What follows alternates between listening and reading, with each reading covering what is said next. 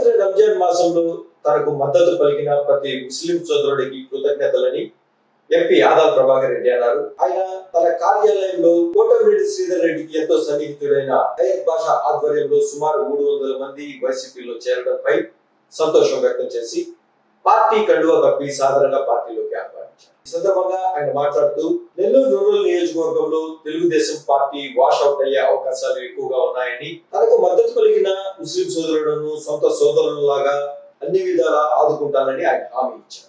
ఈ కార్యక్రమంలో Vijaya dairy chairman Kondreddy Rangareddy, party senior నాయకులు Balireddy Kotareddy, YV Ramareddy, AMC chairman Perneti Koteswar Reddy, Sheikh Khaleel, Pathan Aslam Khan తదితరులు పాల్గొన్నారు.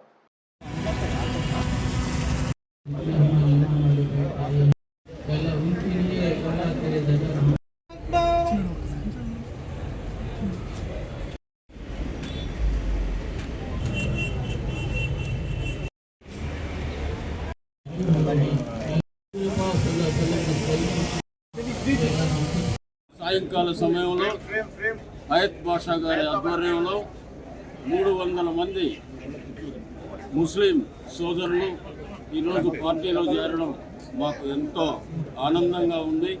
వారి నాయకత్వంలో మనం ముస్లింలు ప్రతి ముస్లిం గడప గడప కూడా పోయి మన పార్టీ వైఖరిని వివరించి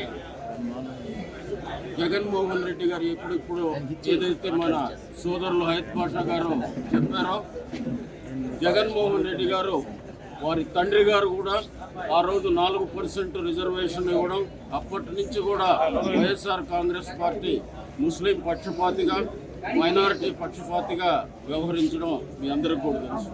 మనకి కాంగ్రెస్ పరిపాలనలో కానీ గతంలో ఎప్పుడు కూడా నెల్లూరులో ఒక సీటు కూడా ముస్లింలు, ఎందుకంటే దగ్గర 70-80 వేల మంది ఓటర్లు ఉండే ప్రాంతంలో ఇంతవరకు ఒక సీటు కూడా ఇవ్వని పరిస్థితుల్లో ఇప్పుడు సీటు ఇస్తే ఆ సీటు కూడా కొంతమంది బాధపడి పార్టీలు వదిలిపెట్టిపోయిన పరిస్థితి కూడా ఉంది. అలాంటి తరుణంలో మాకు హయత్ బాషా గారు, వారి స్నేహితులు, వారి మిత్ర బృందం, వారి కుటుంబ సభ్యులు అందరూ కూడా ఈరోజు వచ్చి మన వైఎస్ఆర్ పార్టీకి సపోర్ట్ చేయడం చాలా ఆనందంగా ఉంది. తప్పకుండా వారు చెప్పిన కార్యక్రమాలు, వాళ్ళ కమ్యూనిటీకి సంబంధించిన ఏ కార్యక్రమమైనా కూడా నేను తప్పకుండా చేస్తానని ఈ సందర్భంగా తెలియజేసుకుంటూ, నేను గత 25 సంవత్సరాలుగా రాజకీయాల్లో ఉన్నాను. ఏ రోజు కూడా ఎవరిని ఇబ్బంది పెట్టలేదు, ఎలాంటి అవినీతికి పాల్పడలేదు. ఎక్కడ ఎవరన్నా కేసు పెట్టుకొని వచ్చినా కూడా ఇద్దరిని కాంప్రమైజ్ చేసి పంపాము, కానీ ఎవరి మీద కూడా కేసులు పెట్టడం కానీ ఏమీ లేదు. నా టైంలోనే పోర్టు రావడం కానీ, పరిశ్రమలు రావడం కానీ, పవర్ ప్లాంట్లు రావడం కానీ ఇవన్నీ కూడా జరిగినాయి. దానివల్లనే ఈరోజు నెల్లూరు అభివృద్ధి చెందుతూ ఉంది. ఈ చుట్టుపక్కల ప్రాంతాలన్నీ కూడా చాలా అభివృద్ధి చెందినాయి.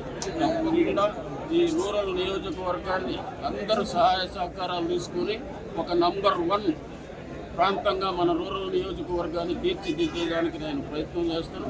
ఇది నాకు ఆఖరి ఎన్నికలు కాబట్టి ఈ 5 సంవత్సరాల్లో చిరస్థాయిగా ప్రజల హృదయాల్లో నిలబడే విధంగా పనిచేస్తానని కూడా మీ అందరికీ హామీ ఇస్తూ, మీ అందరికీ నమస్కారం. నా పేరు హయత్ బాషా అండి. నేను తెలుగుదేశం పార్టీ రాష్ట్ర అధికార ప్రతినిధిగా ఇప్పుడు దాకా ఉన్నాను.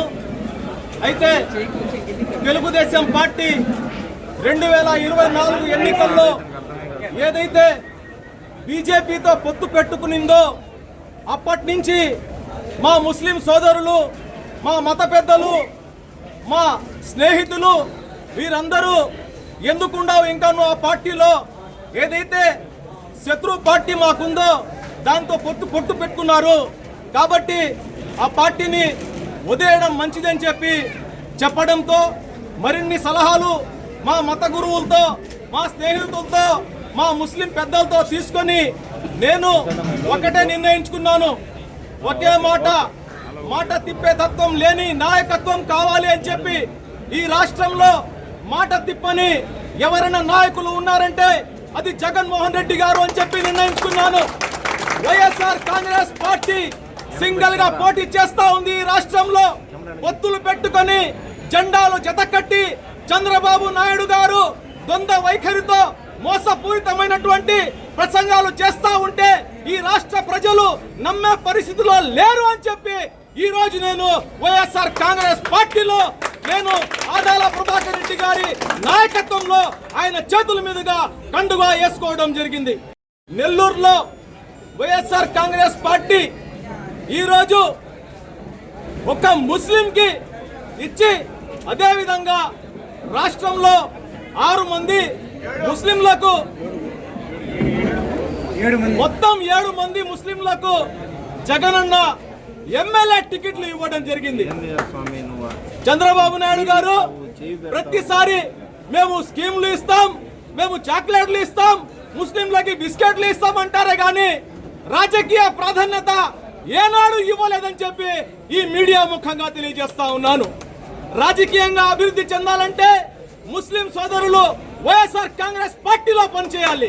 సామాజికంగా అభివృద్ధి చెందాలంటే ముస్లిం సోదరులు వైఎస్ఆర్ కాంగ్రెస్ పార్టీకి అండగా నిలవాలి. అదేవిధంగా ముస్లిం సోదరులకు ఆప్యాయంగా పలకరించి వారికి పేదలకు ఆప్యాయంగా పలకరించి వారి కష్టాలు తెలుసుకునే ముఖ్యమంత్రి జగన్మోహన్ రెడ్డి గారు అని చెప్పి కూడా ఈ సందర్భంగా తెలియజేస్తూ ఈరోజు సౌమ్యులు అజాత శత్రువు రాజకీయాల్లో ఎవరికి హాని చేయనటువంటి అవినీతి మచ్చలేని నాయకులు ఆదాల ప్రభాకర్ రెడ్డి గారు అని చెప్పి కూడా ఈ సందర్భంగా తెలియజేస్తూ నీతికి నిజాయితీకి ప్రతిరూపం ఆదాల ప్రభాకర్ రెడ్డి గారు అని చెప్పి కూడా ఈ సందర్భంగా తెలియజేస్తూ ముస్లిం సోదరులారా మీరందరూ ఆదాల ప్రభాకర్ రెడ్డి గారిని ఆశీర్వదించండి. ఆయనకు ఎమ్మెల్యేగా చేయాలని చెప్పి కూడా ఆయన రూరల్ నుంచి విజయాన్ని అందించి అఖండ విజయాన్ని అందించాలని చెప్పి కూడా ప్రతి ముస్లిం సోదరులకు సవినయంగా కోరుకుంటూ పనిచేశారో వారందరికీ కృతజ్ఞతలు తెలుపుకుంటూ ఆ పార్టీ మీకు న్యాయం చేయదు అని చెప్పి కూడా ఈ మీడియా ముఖంగా తెలియజేస్తూ మేము బానిసల్లాగా బతకాలి తెలుగుదేశం పార్టీలో. అవసరం ఉన్నప్పుడు మాత్రమే మాకు ముందుకు నిలబెడతారు, అవసరం తీరాక వెనక్కి నెట్టేస్తారు. ఏరు దాటేదాకా ఏరు మల్లన్న, ఏరు దాటాక బోడి మల్లన్న అనే పరిస్థితి ఈ రోజు తెలుగుదేశం పార్టీది అని చెప్పి కూడా ఈ సందర్భంగా తెలియజేస్తూ చంద్రబాబు నాయుడు గారు 2019 ఎన్నికల్లో నరేంద్ర మోడీ గారిని దేశద్రోహి, ఉగ్రవాది, మతోన్మాది, ఈ దేశంలో ఆయనకు ఉండే అర్హతే లేదు అని చెప్పి ఈ ఎన్నికల్లో కేవలం అధికారం కోసం ముఖ్యమంత్రి అవ్వాలని చెప్పి ఆయన నరేంద్ర మోడీ గారిని ఆంధ్రాకు పిలిపించి నరేంద్ర మోడీ గారు విశ్వ గురువు, ఆయన లేకపోతే దేశమే లేదు, ఆయన లాంటి వారే ఈ దేశానికి కావాలి అని చెప్పి పొగడ్డము, ఈ ద్వంద్వ వైఖరి, ఇలాంటి వ్యక్తుల్లా మేము ముఖ్యమంత్రిని చేసుకునేది. ఒకటే మాట, ఒకటే బాట, ఒకటే జెండా, ఒకటే అజెండా.